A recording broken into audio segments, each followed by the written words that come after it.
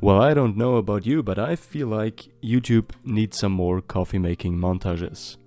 So, yeah, I just went ahead and made one myself. If you like coffee making montages, you're very welcome. Now in this video I'm going to do some figure drawings using my trusty Pelikan Fountain Pen.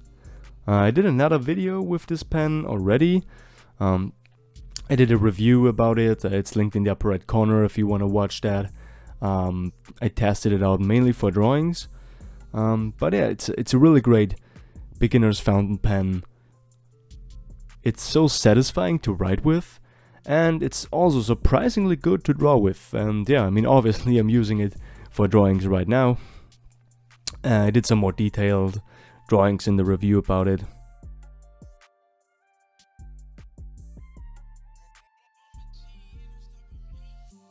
And as I said before, in this video I'm going to do some figure drawings.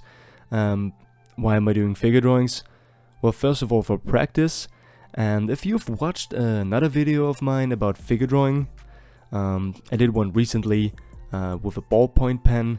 You notice that I usually draw with circles and, you know, egg shapes. And my style is very, how can I say, I like to draw and sketch very rounded off, you know. And here, as you can see, I'm trying to draw a little bit more blocky, you know, with some more edges and straight lines, almost. At least I tried, okay, it's not, of course it's not too strict, I wasn't too strict with that, but at least I tried.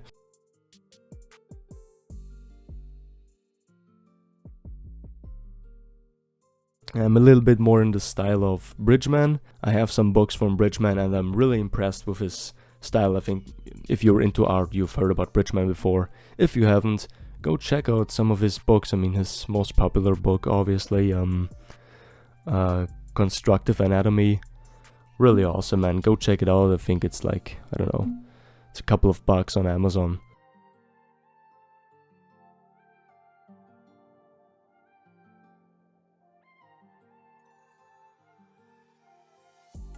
And why are figure drawings so important? Well, just basically to understand the human figure a little bit better. I use figure drawings mainly to practice and, you know, improve my ability to draw what I see. So, you know, when you see something, to get the proportions right, to make sure the pose is correct.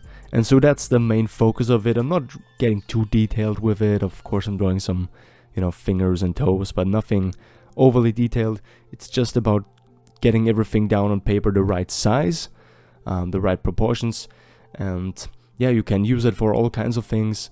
For me personally, I want to improve drawing faces, and you know, so I should actually draw more faces, but in this case, you know, the figure drawing helps me definitely to double check my proportions, especially when you're drawing with a fountain pen, because you can't really erase a fountain pen, or at least the kind of ink that I'm using, so you need to be careful with the lines that you put down, and it helps you to practice, you know, to double check everything and really think before you draw. But I talked about this in another video, in the ballpoint sketching video. I'm also going to link that in the upper right corner if you're interested in that.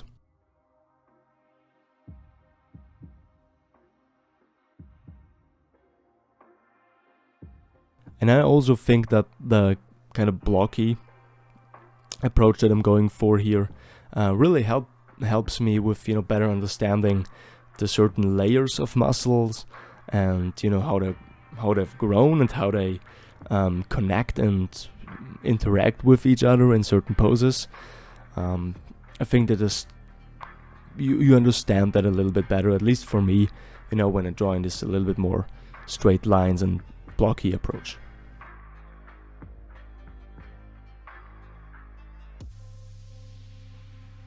The reference for these figure drawings that I'm doing here is actually off Pinterest, and man, I've never actually used Pinterest for anything. I know that it's very popular and a lot of people use it for reference and for stuff, but I never tried it out. And I actually stumbled on it by accident, but I found so many awesome poses, and here I'm drawing ballerinas. if you haven't noticed.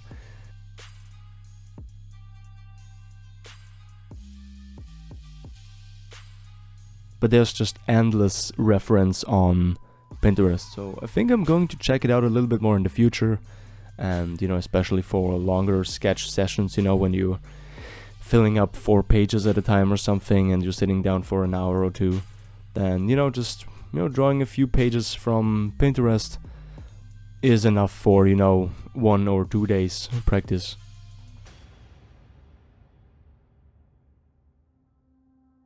If you follow my Instagram, by the way, you might have noticed that I now promote my shop on Redbubble.